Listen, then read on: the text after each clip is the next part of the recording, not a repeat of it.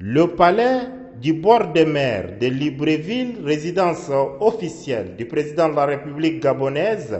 est devenu ce samedi 1er juillet 2023 le point de convergence des chefs d'État et de gouvernement de la communauté économique des États de l'Afrique centrale à la faveur de la tenue du 23e sommet devant plancher sur les mécanismes du financement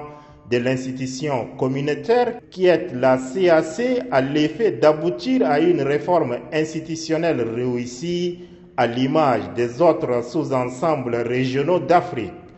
Outre le président hôte et président en exercice de la conférence des chefs d'État et de gouvernement de la CAC, Ali Bongo Ondimba, 6 chefs d'État des pays membres de la CAC ont honoré de leur présence la cérémonie d'ouverture.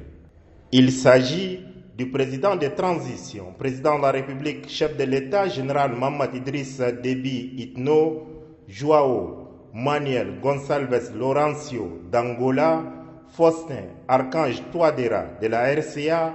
Denis Sassou Nguesso du Congo, Félix Antoine Tshisekedi Tshilombo de la RDC, Théodoro Obiang Nguema Mbassok de la Guinée équatoriale et Carlos Manuel Villanova de Sao Tomé et Principe. Les présidents burundais, rwandais et camerounais se sont fait représenter par leurs ministres des Affaires étrangères respectifs. Tout a commencé par l'exécution de l'hymne de la CAC, suivi de 4 discours.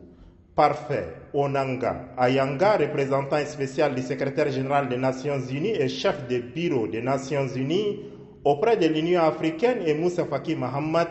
président de la Commission de l'Union africaine, se sont félicités de la bonne coopération CAC, ONU et Union africaine. Ils rassurent ensuite du soutien et de l'appui de leur organisation pour parachever la mise en œuvre de la réforme institutionnelle enclenchée par la CAC.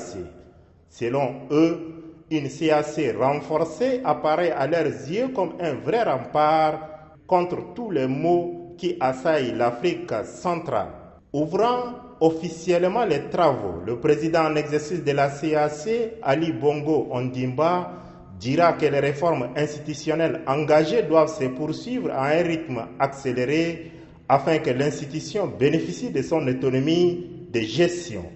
Après la cérémonie officielle d'ouverture, les chefs d'État et de gouvernement de la CAC se sont retirés pour délibérer à huis clos. Ce 23e sommet a été précédé par les réunions du Conseil des ministres et des experts déclinés en plusieurs segments.